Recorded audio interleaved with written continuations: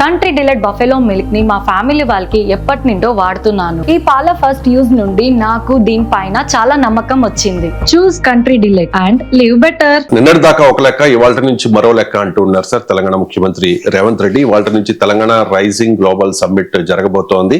2047 నాటికి 3 trillion economy target గా పెట్టుబడుల ప్రణాళిక ఉంటుంది అని చెప్పి రేవంత్ రెడ్డి చెప్తూ ఉన్నారు సార్.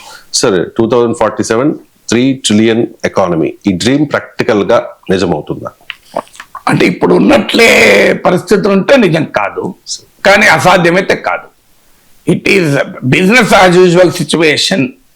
అంటే ఇప్పుడున్న గ్రోత్ రేట్స్ ఇలాగే లేదా కాస్తంత మెరుగైనా కూడా టార్గెట్ రీచ్ కాదు.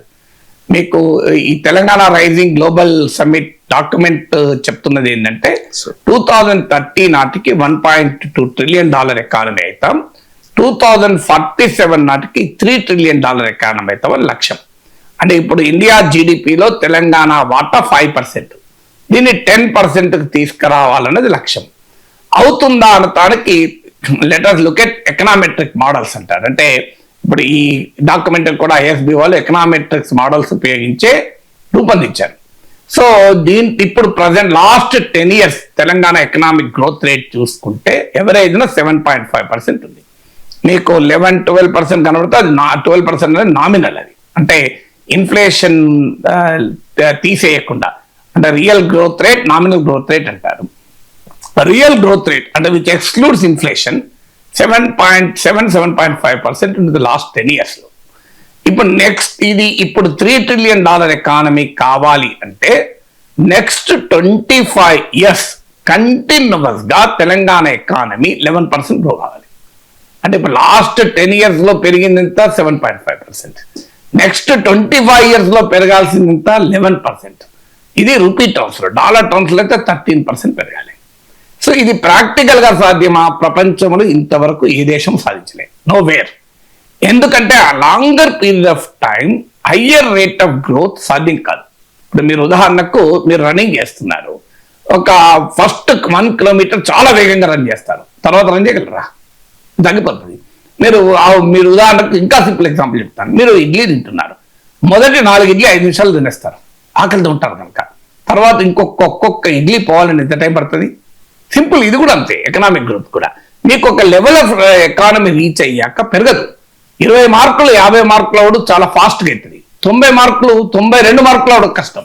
95 అయ్యాక 96 కావడం చాలా కష్టం. ఎందుకు?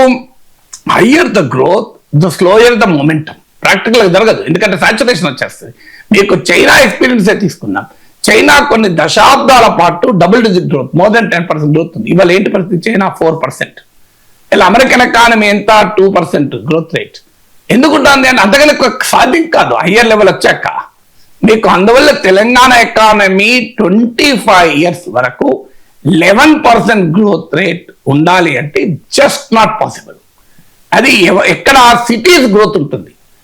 మీకు సిటీస్ గ్రోత్ ఉండడం వేరు. న్యూయార్క్ నగరం గ్రోత్, హైదరాబాద్ నగరం గ్రోత్ ఉండొచ్చు, పాసిబుల్. కానీ ఎంటైర్ తెలంగాణ గ్రోత్ ఉండడం కష్టం కాదు. ఈవెన్ దేశం అయితే అసాధ్యం.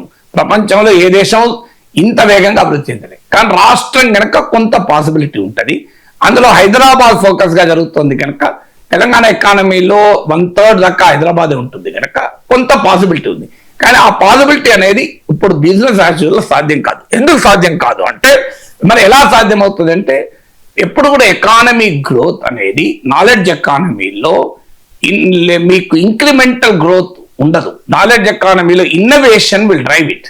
ఇప్పుడు 5 ఏళ్ల క్రితం ఎన్విడియా ఏంటి, ఇప్పుడు ఏంటి? 10 ఏళ్ల క్రితం ఎన్విడియా ఏంటి, ఇప్పుడు ఏంటి? మీరు గమనించండి. ఓపెన్ ఏఐ ఏంటి? ఒక స్టార్ట్అప్. దాని వితిన్ ఇప్పుడు $500 billion కంపెనీ. మీకు ఇంకోటి ఉదాహరణ చెప్తాను. పర్ప్లెక్సిటీ ఏఐ అని ఒక ఏఐ ప్లాట్ఫామ్ ఉంది. మీకు ఎయిర్టెల్ కస్టమర్స్ అందరికి ఫ్రీగా వస్తుంది. పర్ప్లెక్సిటీ ఏఐ 3 years లో $20 billion వాల్యుయేషన్కి వచ్చింది. ఎట్లా వచ్చింది? $20 billion. ఎందుకు? Because that is the knowledge economy. Knowledge ఎకానమీలో ఒక ఇన్నోవేషన్ కనుక సక్సెస్ అయితే ఎకానమీ కంప్లీట్ గా మారిపోతుంది. మీరు ఎన్విడియా 10 ఏళ్ల క్రితం 5 ఏళ్ల క్రితం ఇట్ వాస్ $few billion. ఇప్పుడు అది $5 trillion వెళ్ళింది ఎకానమీ. అంటే ఒక $1 trillion లోపు ఉన్న కంపెనీ $5 trillion ఎందుకు వెళ్ళింది? బికాజ్ ఎన్విడియా చిప్స్ ఇవాళ ఆర్టిఫిషియల్ ఇంటెలిజెన్స్ నడిపిస్తున్నాయి. అందువల్ల ఇప్పుడు రేపు ఏఐ నడుస్తుంది, ఇన్ని కంపెనీస్ ఉన్నాయి. ఏదైనా ఒక కంపెనీ ఏదైనా ఒక గొప్ప ఇన్నోవేషన్ క్రియేట్ చేసింది అనుకోండి, కంప్లీట్ గా మారిపోతుంది.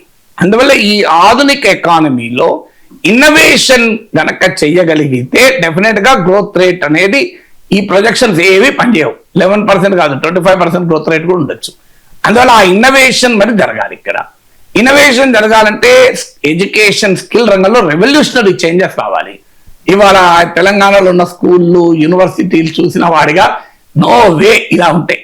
దీన్ని కంప్లీట్ గా మారుస్తే సాధ్యం, మార్చవచ్చు కూడా. మనం మారుస్తారో చూద్దాం, ఎందుకంటే ఎలా మారుస్తారో తెలియదు. ఇప్పుడు ఐఎస్బిలో కూర్చొని డాక్యుమెంట్లు తయారు చేయడం ఈ సులభం, క్షేత్రస్థాయిలో దాన్ని అమలు చేయడం అంత మామూలు సులభం కాదు.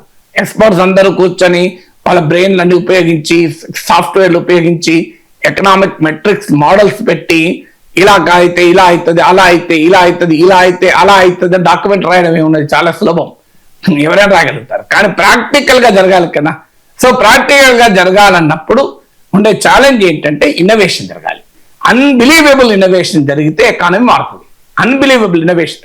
ఇప్పుడు మీకు యాపిల్ కంపెనీ ఇవాళ ఈ స్థాయికి ఎట్లా వచ్చింది? ఇన్నోవేషన్ వల్ల వచ్చింది. మేము నోకియా ఒకప్పుడు గొప్ప ఫోన్లు తయారు చేసే కంపెనీ. నోకియా ఫోన్లు అంటే బండా. ఇలా నోకియా లేదు అడ్రస్. నోకియా చైర్మన్ అన్నాడు, we are not done anything wrong but we are not done anything right అన్నాడు.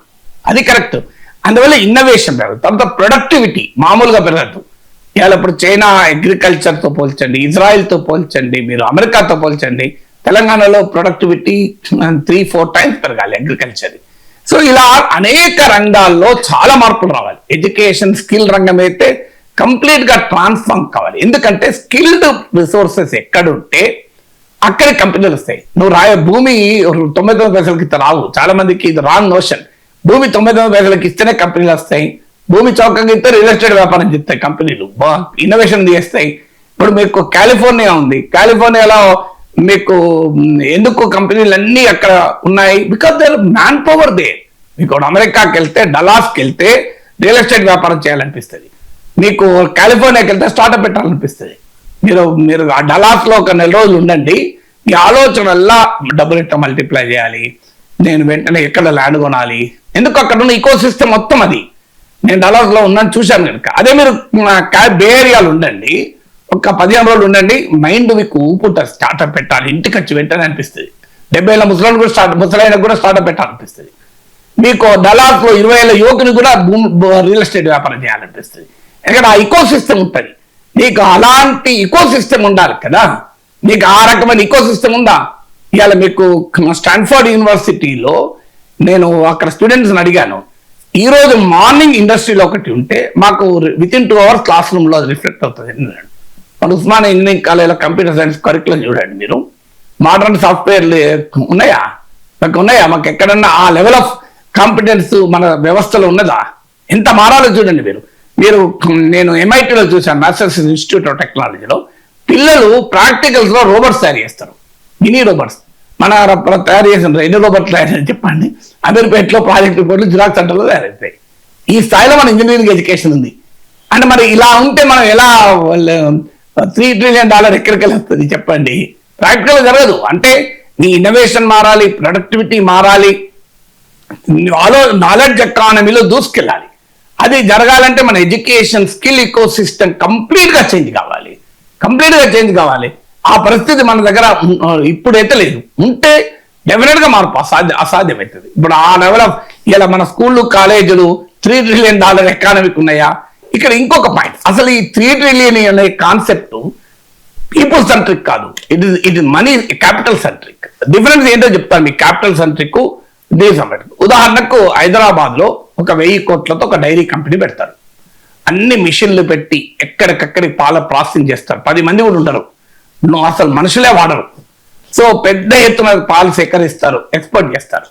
బ్రహ్మాండంగా ఎకానమీ పెరుగుతుంది. కానీ ప్రజలు మారుతారా? ప్రజల జీవితాలు మారవు. ప్రజల జీవితాలు మారాలంటే గ్రామంలో పాలు పిండేటువంటి పాల రైతు ఆదాయం రెట్టింపు కావాలని ఆలోచించాలి. మీకు ఎకానమీ పెరుగుతుంది. ఎకానమీ పెరగకపోవడం, 1000 కోట్ల కంపెనీ పెట్టినప్పుడు ఎకానమీ ఎందుకు పెరగదు? పెరుగుతుంది. కానీ ప్రజలు పెరగరు.